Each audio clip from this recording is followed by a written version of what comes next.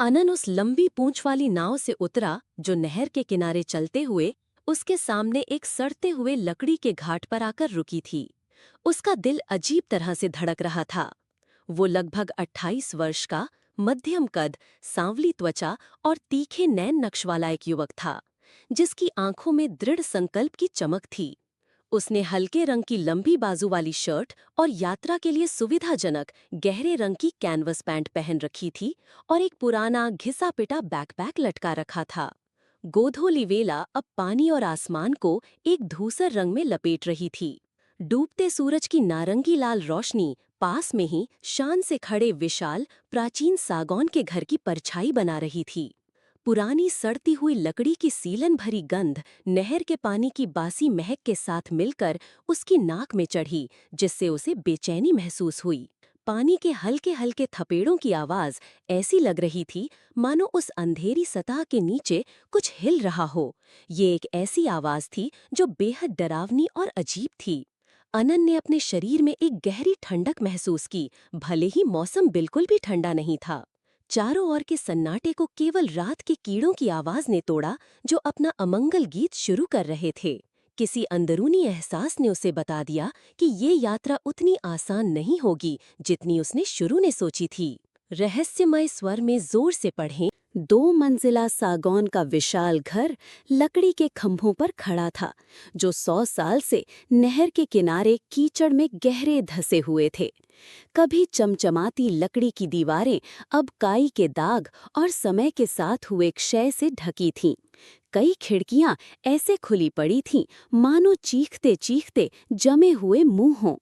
आसपास के बड़े पेड़ों की परछाइयां घर पर ऐसे पड़ रही थीं जैसे कोई विशालकाय हाथ उसे अंधेरे में कुचलने के लिए तैयार हो। घर के चारों ओर का वातावरण घने अंधकार और उदासी से भरा था।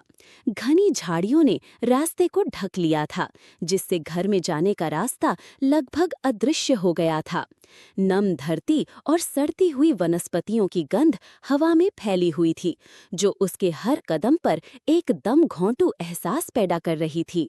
अनन ने अपने बैकपैक से एक छोटी टॉर्च निकाली और उसे चालू किया। प्रकाश की किरण ने अंधेरे को चीर दिया, जिससे प्रवेश द्वार पर फैला एक बड़ा मकड़ी का चाला दिखाई दिया।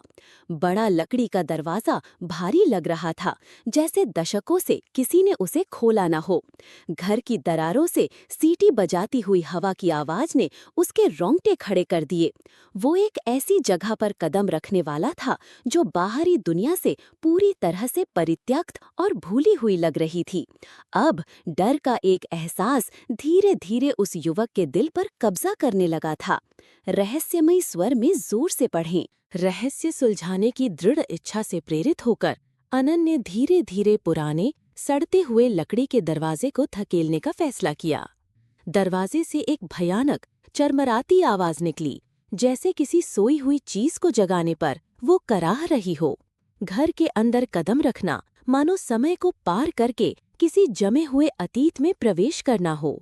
अंदर की हवा बाहर की तुलना में कई गुना ज्यादा ठंडी थी। हॉल में कोई खिड़की खुली न होने के बावजूद अनन ने अपने चेहरे पर एक बर्फीली ठंडी हवा का झोंका महसूस किया।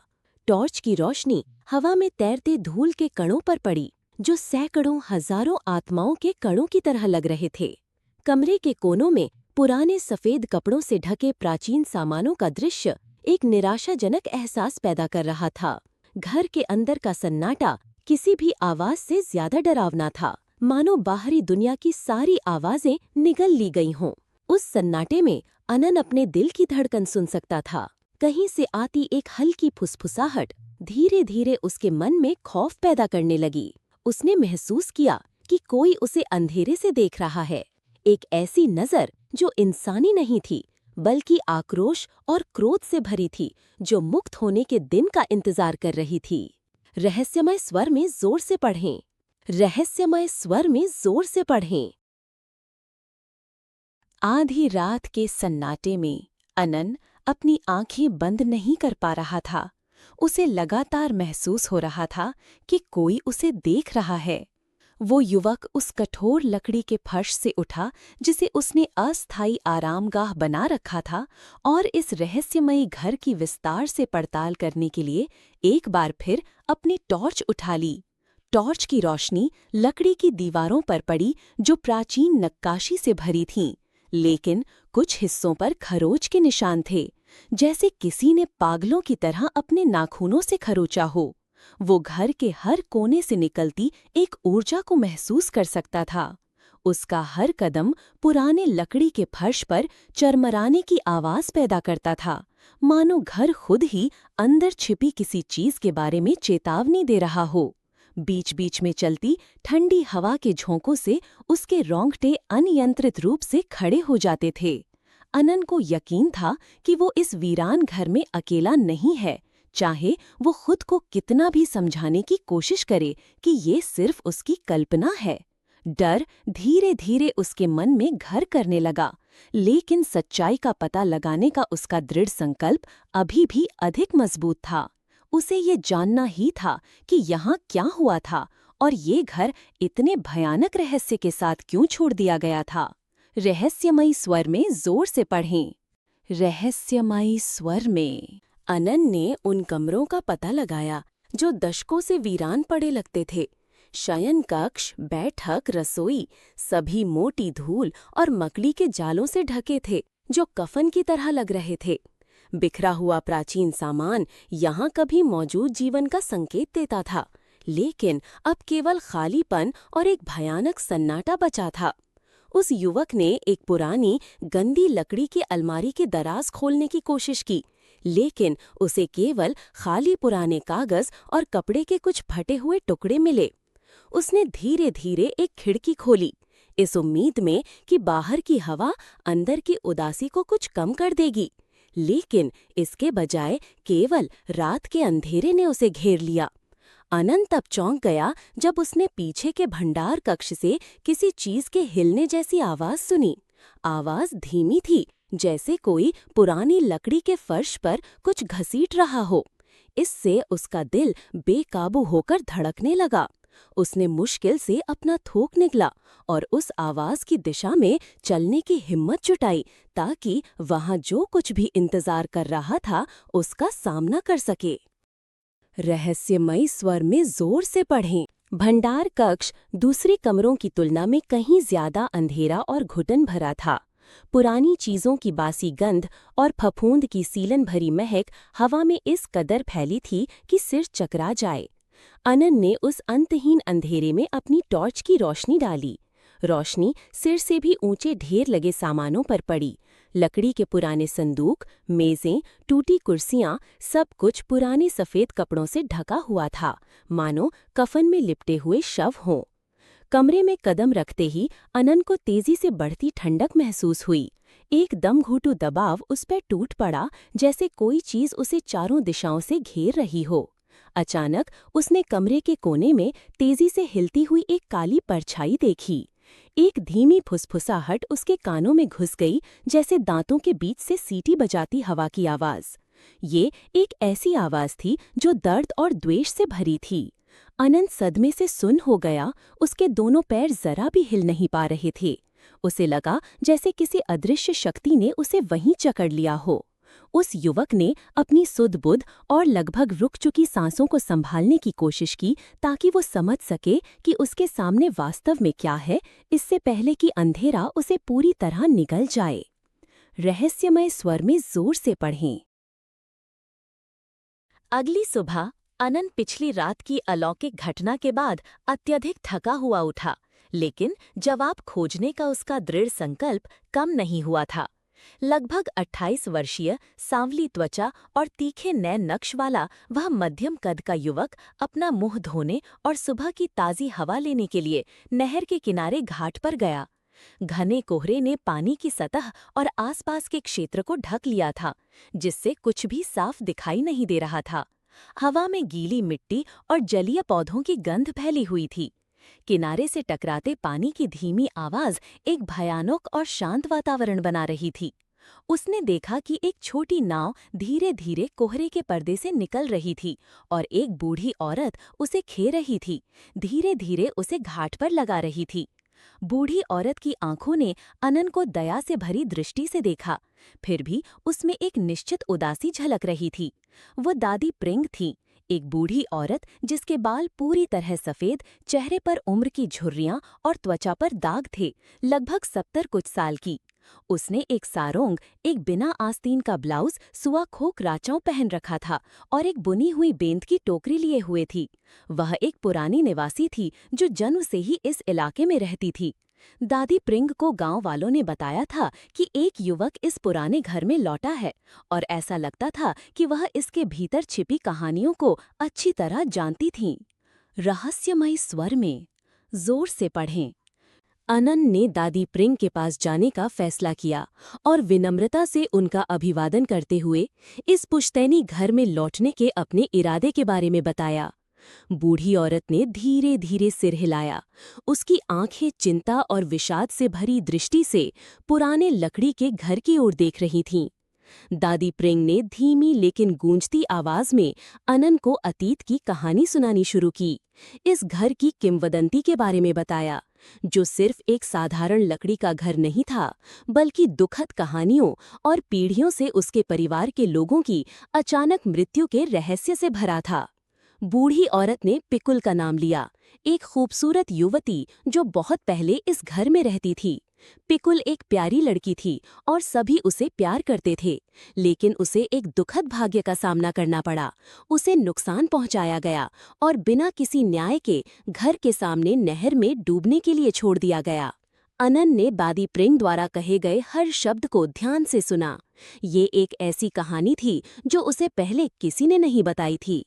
पिकुल का दर्द और प्रतिशोध की भावना अभी भी इस नहर के पानी में मौजूद है। रहस्यमय स्वर में जोर से पढ़ें। दादी प्रिंग ने आगे बताया कि पिकुल की आत्मा को कभी भी उसके दुख और क्रोध से मुक्ति नहीं मिली। उनका मानना था कि पिकुल की आत्मा अभी भी घर और नहर के आसपास भटक रही है, उस प्रतिशोध और न्याय का इंतजार कर रही है जो उसे कभी नहीं मिला। अनन का लौटना, जो घर के पूर्व मालिकों का वंशज है, इस बात का संकेत हो सकता है कि ये आत्मा संवाद करना चाहती है और चाहती है कि उसकी दर्दनाक कहानी सामने आए, एक ऐसा सच जो परिवार के इतिहास में गहरा दफन है।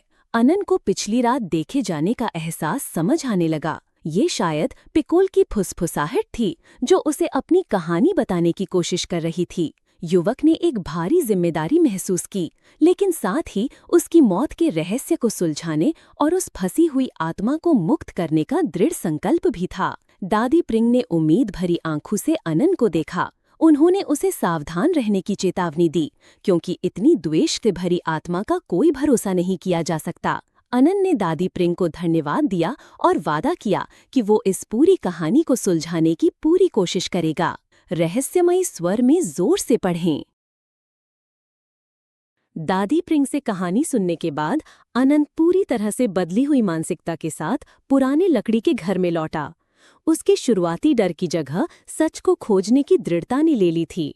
लगभग 28 वर्षीय मध्यम कद का वह युवक खोजबीन के लिए आरामदायक कपड़े पहने हुए था। उसने फिर से घर की बारीकी से पड़ताल शुरू की, खासकर उस जगह की जहां उसने पिछली रात एक अजीब ऊर्जा महसूस की थी।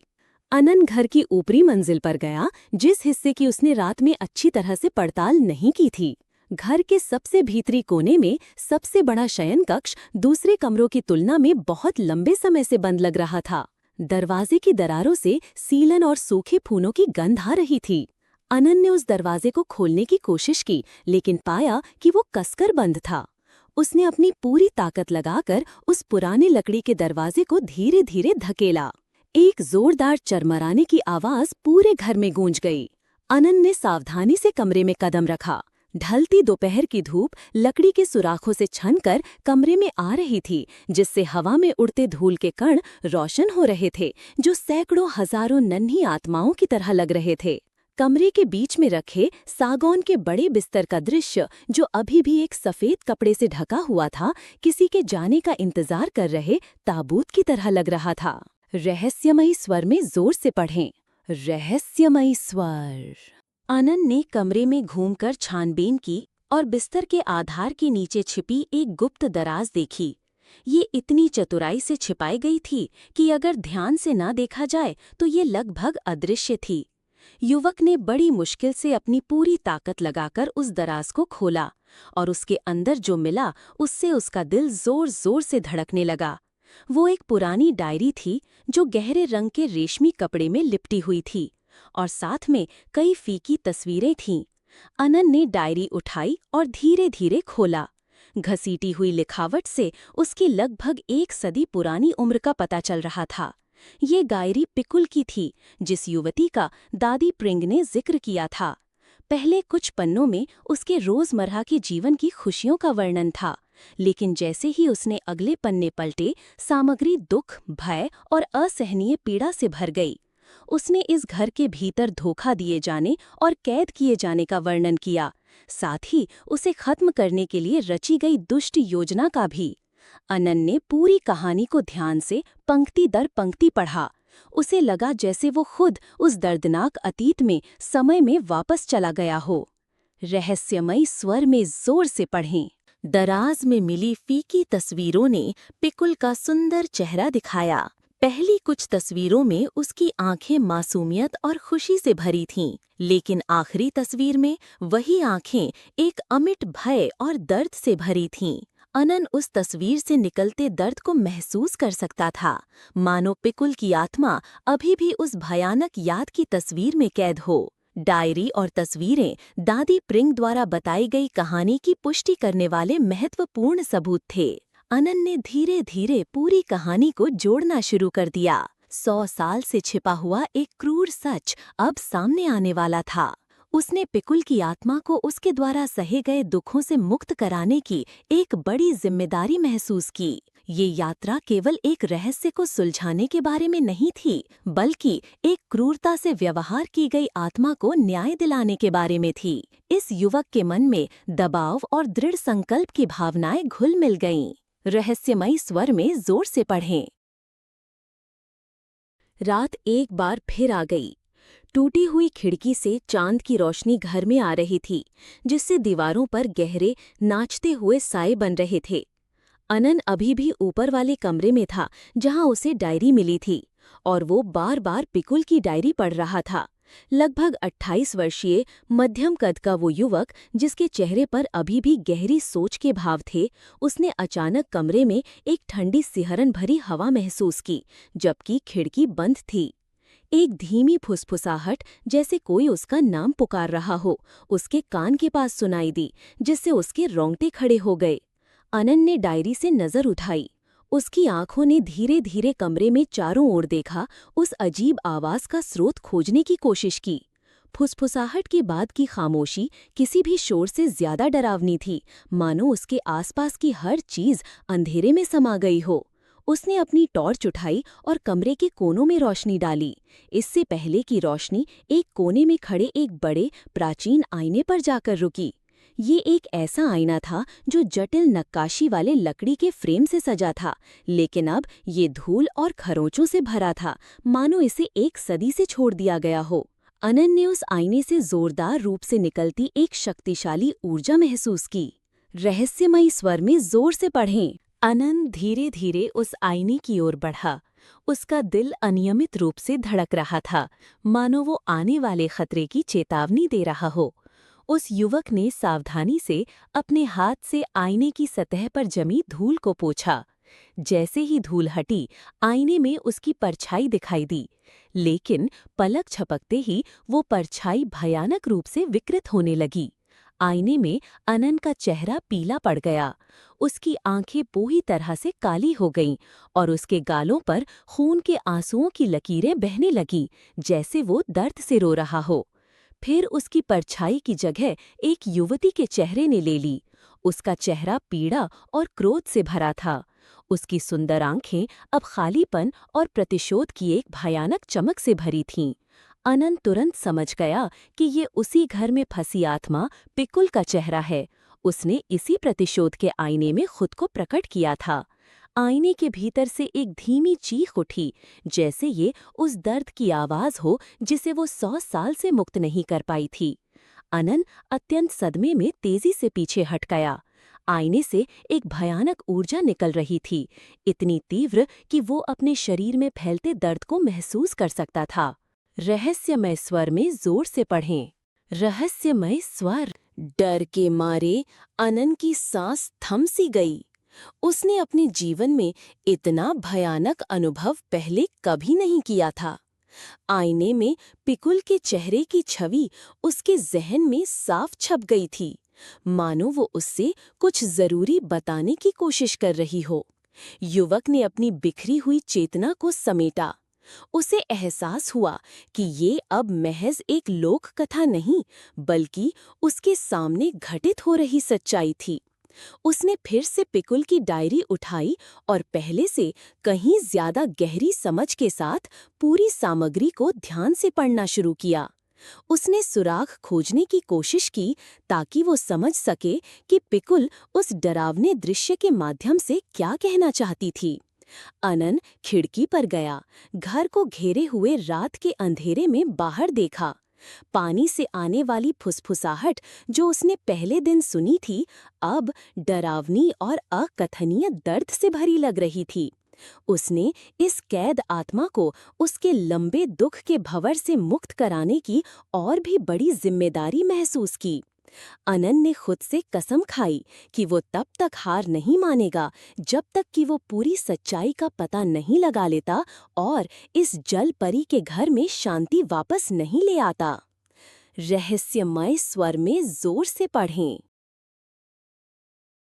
अगली सुबह अनन पिछली रात आईने में देखे गए दृश्य और पिकुल की डायरी से जवाब खोजने के दृढ़ संकल्प के साथ जागा। लगभग 28 वर्षीय मध्यम कद का वो युवक जो डर के मारे सो नहीं पाया था, लेकिन इरादों से भरा हुआ था। उसने पिकुल द्वारा डायरी में छोड़े गए संदेशों और प्रतीकों की सावधानीपूर्वक व्याख्या करने की कोशिश की।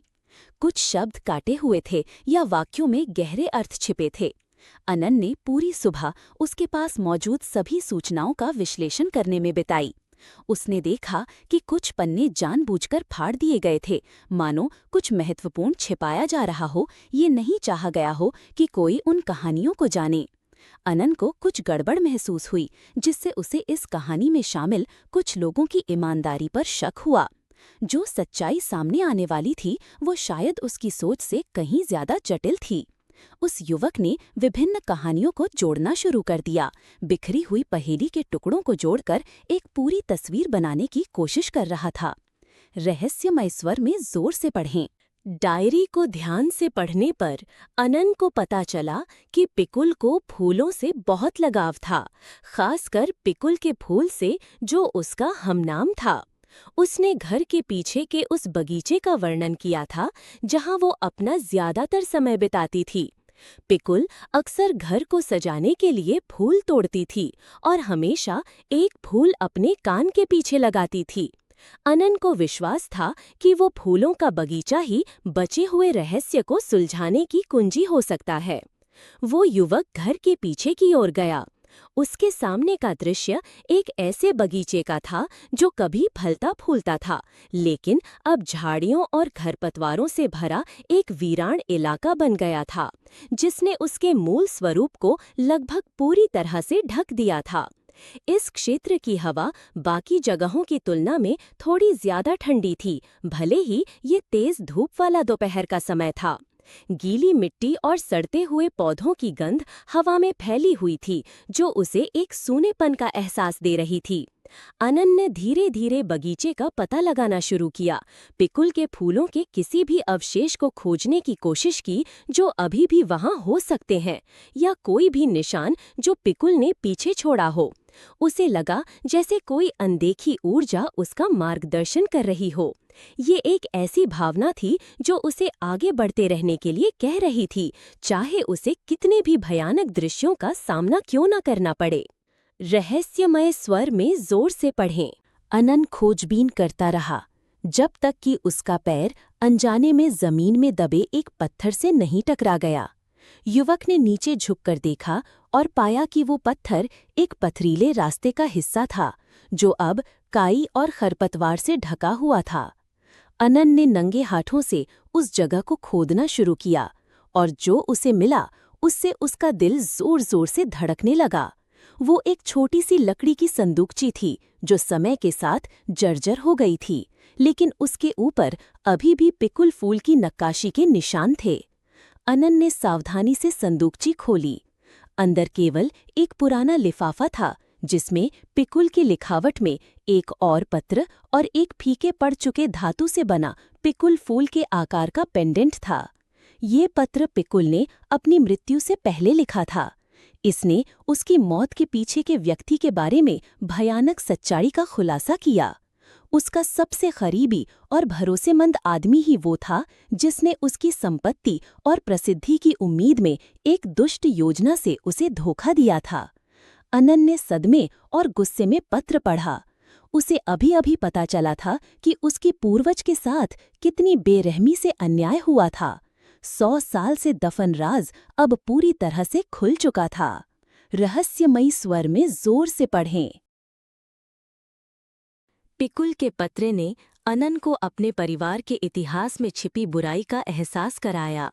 लगभग 28 वर्षीय मध्यम कद का वह युवक, जिसका चेहरा अभी भी सदमे से पीला था, उसने हर विवरण को समझने के लिए उस पत्र को बार-बार पढ़ा। उजागर हुई सच्चाई उसकी कल्पना से कहीं ज्यादा चौंकाने वाली और क्रूर थी। अनन को पिकुल के लिए अपने दिल में गुस्सा फूटता हुआ महसूस हुआ। उसने फैसला किया कि उसे इस क्रूरता से पीड़ित आत्मा को न्याय दिलाना ही होगा। वह युवक पत्र में उल्लिखित व्यक्ति के बारे में और जानकारी हासिल करने के लिए पास के एक गांव की ओर निकल पड़ा। उसने मुखिया सैर्म के बारे में सोचा, जो एक अधेड़ उम्र का हट्टा-कट्टा आदमी था, जिसका चेहरा तना हुआ, त्वचा सांवली और आंखें चालाक थीं।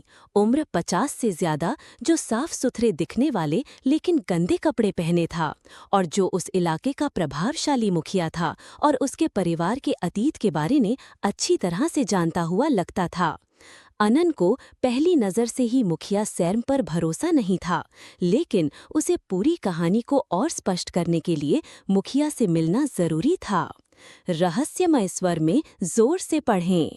जब अनन मुखिया सेर्म के घर पहुंचा, जो उसके घर से ज्यादा दूर नहीं था, तो मुखिया सेर्म ने एक बनावटी और अविश्वसनीय मुस्कान के साथ अनन का स्वागत किया। अनन ने घर और अपने परिवार के अतीत के बारे में पूछना शुरू किया। मुखिया सेर्म ने टाल-मटोल करने और सीधे जवाब देने से बचने की कोशिश की। जब अनन ने पिकुल का नाम और उसकी मौत का जिक्र किया, तो उसकी आंखें तेजी से झपकीं। मुखिया सेर्म ने कहा कि वे कहानियां महज पुरानी किंवदंतियां हैं, जिन पर ध्यान नहीं देना चाहिए। लेकिन अनन मुखिया के हाव-भाव में कुछ गड़बड़ महसूस कर सकता था, कोई रहस्य जिसे मुखिया सेर्म छिपाने की कोशिश कर रहा था। अनन ने मुखिया की बातों पर विश्वास करने का नाटक करने का फैसला किया और घर लौटने की इजाजत मांगी। लेकिन उसका दिल बढ़ते हुए संदेह और बेचैनी से भरा था। उसे शक होने लगा कि मुखिया सेर्म शायद अतीत की घटनाओं में उसकी सोच से कहीं ज्यादा गहराई से शामिल था। शाम का अंधेरा गांव पर छाने लगा। नहर से कीचड़ और पानी की दुर्गंध उसकी नाक तक पहुंची, जिससे उसे असहज महसूस हुआ। अनन सावधानी से घर की ओर चल पड़ा। असुरक्षा की एक भारी भावना उसके मन को बुरी तरह से जकड़ने लगी थी। रहस्यमय स्वर में जोर से पढ़ें। रहस्यमय स्वर। जब चांद रहित रात हुई, अनन घर लौटा और हवा में तेजी से फैलती ठंडक महसूस की। घर के सामने की नहर में पानी असामान्य रूप से तेज बहने लगा, मानो कोई उस अंधेरी सतह के नीचे से पानी में हलचल कर रहा हो। लगभग 28 वर्षीय मध्यम कद का वो युवक, जिसके चेहरे पर अभी भी थकान थी, लेकिन आंखों में दृढ़ संकल्प भरा था, घाट की ओर चला। उसने जो देखा उससे उसका दिल लगभग रुक गया। नहर के बीच में एक युवती की धुंधली आकृति दिखाई दी।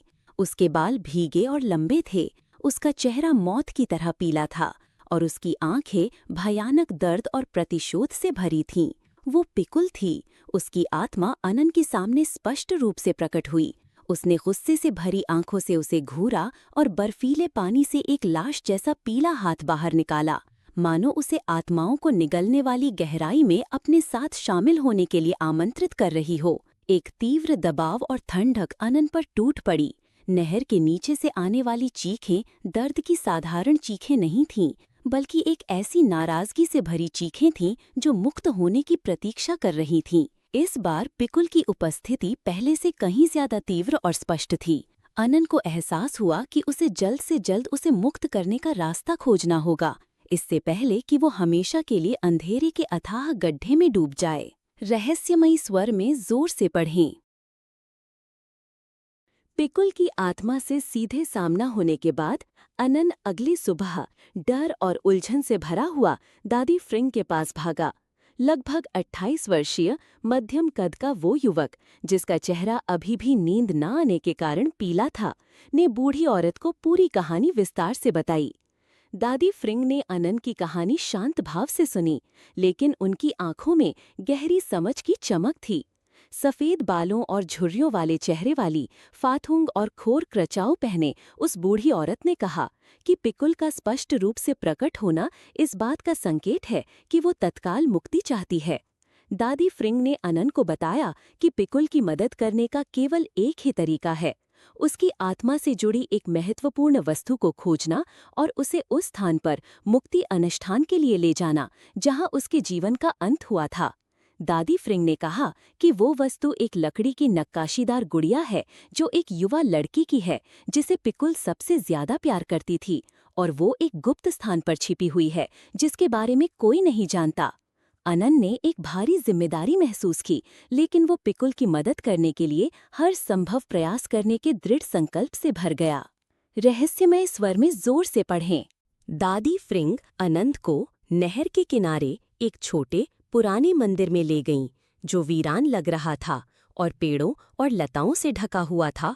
ये मंदिर एक पवित्र स्थान था जहां अतीत में ग्रामीण विभिन्न अनुष्ठान करते थे। बूढ़ी औरत ने अगरबत्ती और पूजा के फूल जलाए और पिकुल की आत्मा की मदद की प्रक्रिया को सुचारू रूप से चलाने के लिए पवित्र शक्तियों से क्षमा और अनुमति मांगने के लिए एक हल्का मंत्र बुदबुदाया। अनन ने देखा कि मंदिर में एक वृक्ष देवी नांगमाई की एक पुरानी मूर्ति थी जो डरावनी लग रही थी और आंशिक रूप से टूटी हुई थी। दादी फ्रिंग ने सुझाव दिया कि अनन को पुराने अभिलेखों या पुरानी पीढ़ी की कहानियों में खोजना चाहिए, जिन्होंने शायद उस लकड़ी की गुड़िया को छिपाने की जगह के बारे में दर्ज किया हो। अनन ने और सुराग खोजने के लिए पुराने लकड़ी के घर वापस जाने का फैसला किया। उसे लगा कि समय बहुत कम बचा है। मंदिर के आसपास की हवा सर्द थी और हवा में पुरानी अगरबत्ती और फूलों की गंध फैली हुई थी। हवा मंदिर की दरारों से सरसराहट की आवाज करती हुई गुजरी, जैसे मुक्ति की प्रतीक्षा कर रही किसी आत्मा की फुसफुसाहट हो। अनन ने एक अदृश्य ऊर्जा महसूस की, जिसका अस्तित्व स्पष्ट रूप से महसूस किया जा सकता था। रहस्यमयी स्वर में जोर से पढ़ें। रहस्यमयी स्वर में। अनन घर लौटा और उस लकड़ी की गुड़िया की तलाश घर के कोने कोने में करने लगा। लगभग 28 वर्षीय मध्यम कद का वो युवक, जिसके चेहरे पर अभी भी तनाव दिख रहा था, उसे दादी फ्रिंग की कही बात याद आई कि पिकुल को फिकुन के फूल से कितना प्यार था और वो उसे अपने कान के पीछे लगाना पसंद करती थी। वो ऊपर वाले उस बेडरूम में गया जहां उसे डायरी मिली थी और उसकी नज़र खिड़की के पास लकड़ी की दीवार में एक दरार पर जाकर रुक गई। अनन ने सावधानी से अपने हाथों से सड़ी हुई लकड़ी को हटाया और जो उसे मिला उससे उसका दिल फिर से जोर से धड़कने लगा। उस गुप्त खाने के अंदर एक छोटी लकड़ी की नक्काशीदार लड़की की गुड़िया रखी थी। उस पर गंदगी और फफूंद के दाग थे, लेकिन उसकी पूर्व सुंदरता के निशान अभी भी स्पष्ट रूप से दिखाई दे रहे थे। उस लकड़ी की गुड़िया के कान के पीछे एक सूखा हुआ फिकुन का फूल धीरे से रखा हुआ था। अनन ने कांपते हाथों से गुड़िया उठाई। उसे विश्वास हो गया कि यही वो महत्वपूर्ण वस्तु है जिसका पिकुल की आत्मा 100 सालों से इंतजार कर रही थी। उसे जल्द से जल्द इसे मुक्ति अनुष्ठान के लिए ले जाना होगा, इससे पहले कि वो आत्मा प्रतिशोध के ऐसे अथाह गड्ढे में डूब जाए जहां से लौटना असंभव हो। रहस्यमय स्वर में जोर से पढ़ें। घोर अंधेरी रात में अनन अपनी मिली हुई लकड़ी की नक्काशीदार गुड़िया को पुरानी लकड़ी के घर के सामने घाट पर ले आया। आकाश में अब चांद नहीं था, केवल अंधेरे ने सब कुछ ढक रखा था। लगभग 28 वर्षीय मध्यम कद का वो युवक, जिसका चेहरा अभी भी अपर्याप्त आराम के कारण पीला था, लेकिन जिसकी आंखों में दृढ़ संकल्प भरा था, उसने कई मोमबत्तियां जलाईं और उन्हें सड़ती हुई लकड़ी के फर्श पर एक घेरे में व्यवस्थित किया और बीच में पूजा के फूल और लकड़ी की गुड़िया रखीं। घर के सामने नहर का पानी असामान्य हिंसा के साथ हिलने लगा, मानो अंधेरे पानी के नीचे कुछ हिल रहा हो। नहर के किनारे खड़े बड़े पेड़ों के बीच से हवा सीटी बजाती हुई गुजरी, जिससे रोंगटे खड़े कर देने वाली गूंज पैदा हुई। पानी की दुर्गंध और नम सीलन भरी गंध हवा में फैली हुई थी।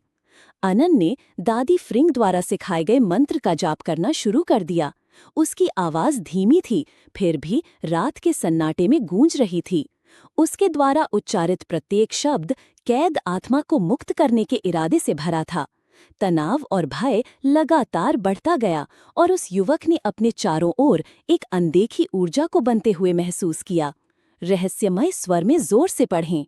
जैसे ही अनन मंत्र का जाप करता रहा, उसके द्वारा जलाई गई मोमबत्तियां टिमटिमाने लगीं और आश्चर्यजनक रूप से बुझ गईं।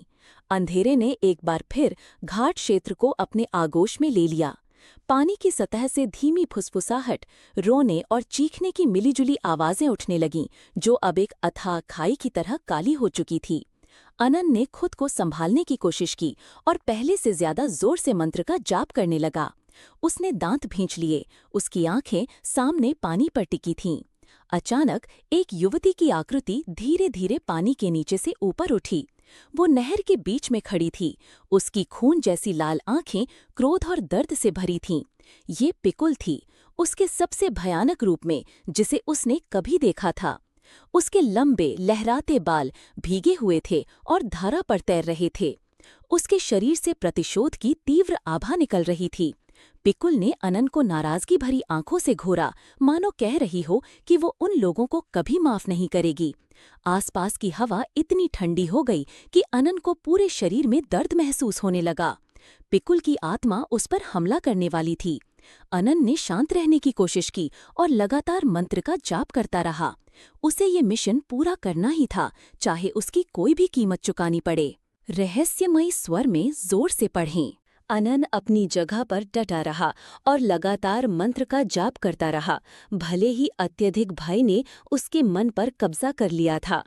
लगभग 28 वर्षीय मध्यम कद का वो युवक, जिसका चेहरा ठंडे पसीने से भीगा हुआ था, ने पिकुल को पुण्य समर्पित करने का मंत्र पढ़ते हुए लकड़ी की गुड़िया को अपने सिर के ऊपर उठाया। उसकी आवाज कांपने लगी, लेकिन उसने रुकने से इनकार कर दिया। पिकुल ने एक दर्द भरी चीख मारी और बड़ी तेजी से अनन पर झपटी। उसके पंजों ने उसे घायल करने के इरादे से हमला किया, लेकिन मंत्र की शक्ति और अनन के दृढ़ मन के कारण पिकुल थोड़ा लड़खड़ा गई। उसकी खून जैसी लाल आंखों ने अनन के हाथ में लकड़ी की गुड़िया को उलझन भरी नजरों से देखा और फिर उसकी आंखों का गुस्सा धीरे धीरे दुख में बदल गया। उसकी चीख धीमी पड़ गई और एक दयनीय सिसकी में बदल गई। अनन मंत्र का जाप करता रहा, पिकुल को ये बताने की कोशिश कर रहा था कि वो उसे मुक्त करने आया है। वो चाहता था कि उसे न्याय मिले और अंततः वो सुगति को प्राप्त हो। पिकुल की आत्मा कमजोर पड़ने लगी। वो धीरे धीरे नहर में गिर गई। उसका शरीर एक हल्की रोशनी से चमकने लगा और फिर वो धीरे धीरे शांत हो चुके पानी में डूबकर गायब हो गई। रहस्यमय स्वर में जोर से पढ़ें। सुबह होते ही टूटी हुई खिड़कियों के रास्ते से सुबह की धूप पुराने लकड़ी के घर में आ रही थी। अनन को जागने पर ऐसी राहत और स्पष्टता महसूस हुई जो उसने पहले कभी महसूस नहीं की थी। लगभग 28 वर्षीय मध्यम कद का वो युवक, जिसका चेहरा अभी भी थका हुआ लग रहा था, लेकिन जिसकी आंखें खुशी से भरी थीं, उसने पाया कि घर को ढकने वाला डर और उदासी पूरी तरह से गायब हो गई थी। केवल शांति और ताज़ी हवा बची थी। अनन ने फिर से घर का चक्कर लगाया और कई बदलाव देखे। लकड़ी की दीवारें, जो कभी गंदगी से भरी थीं, आश्चर्यजनक रूप से साफ दिख रही थीं। हर कोने कोने को ढकने वाले मकड़ी के जाले सब गायब हो गए थे, जैसे किसी ने रात भर में पूरा घर साफ कर दिया हो। सीलन और पुरानेपन की गंध फीकी पड़ गई थी, जिसकी जगह मिट्टी और ताज़ी वनस्पतियां की हल्की ताज़ा सुगंध ने ले ली थी। अनंत तुरंत समझ गया कि पिकुल की आत्मा वास्तव में मुक्त हो गई है। वो अंततः सुगति को प्राप्त हो गई थी। उस युवक को इस मिशन को पूरा कर पाने की गहरी खुशी महसूस हुई। रहस्यमयी स्वर में जोर से पढ़ें। अनंत नहर के किनारे घाट पर उतरा। उसके सामने का दृश्य शांत और साफ पानी का था, जिस पर सुबह की धूप चमक रही थी। पानी के जोर से हिलने की कोई आवाज नहीं थी, कोई घना कोहरा नहीं था, कोई दुर्गंध नहीं थी, केवल विभिन्न पक्षियों के सुंदर सुबह के गीत गाने की आवाज थी। अनंत ने उस दिशा में देखा जहां पिकुल की आत्मा गायब हो गई थी। उसकी आंखें विदाई और लालसा की भावना से भरी थीं, लेकिन उसके भाग्य के प्रति समझ से भी भरी थीं। उसने घर के पीछे के बगीचे से तोड़े हुए फूल लाए और उन्हें पिकुल को अंतिम विदाई देने के लिए नहर में बहा दिया, मानो ये कह रहा हो कि उसे अब और दुख सहने की जरूरत नहीं है। अंततः उसे न्याय मिल गया था। अनंत को लगा कि उसका मिशन आखिरकार पूरा हो गया है। उसने 100 साल से फंसी उस प्रतिशोधी आत्मा को सफलतापूर्वक मुक्त कर दिया था। शुरू से ही उसके दिल पर जो भारी बोझ था, वो अब पूरी तरह से उतर गया था। वो चेहरे पर एक मुस्कान के साथ घर वापस चला गया, एक ऐसी मुस्कान जो विजय की भावना के साथ आई थी। रहस्यमय स्वर में जोर से पढ़ें। अनंत ने कुछ समय और उस लकड़ी के घर में रहने का फैसला किया, ताकि वो उसे साफ कर सके और उसे फिर से जीवंत कर सके। लगभग 28 वर्षीय मध्यम कद का वह युवक, जिसका शरीर और मन अनुभव से मजबूत हो गया था, उसने पिकुल की डायरी और कहानी को एक सबक के रूप में रखने का इरादा किया, ताकि किसी और को उसके जैसे दुखद भाग्य का सामना न करना पड़े। दादी फ्रिंग दिन चढ़ने पर अनंत से मिलने आईं। सफ़ेद बालों और झुर्रियों वाले चेहरे वाली उस बूढ़ी औरत की आंखें खुशी और राहत से भरी थीं। उन्होंने प्रशंसा के साथ अनंत को देखा और पिकुल की आत्मा को उसके लंबे कष्टों से मुक्त करने के लिए उसे धन्यवाद दिया। दादी फ्रिंग और अनंत ने जो कुछ भी हुआ था उसके बारे में आराम और बिना किसी डर के बैठकर बात की। ये रूएन फ्राई नाम जल आत्मा का घर अब प्रतिशोध का घर नहीं था, बल्कि ये स्मृति और इस सबक का घर था कि न्याय कितना महत्वपूर्ण है। और भले ही मृत्यु शरीर को ले जाए, सत्य और प्रतिशोध की आत्मा हमेशा मुक्ति की प्रतीक्षा करती रहती है। रहस्यमयी स्वर में जोर से पढ़ें।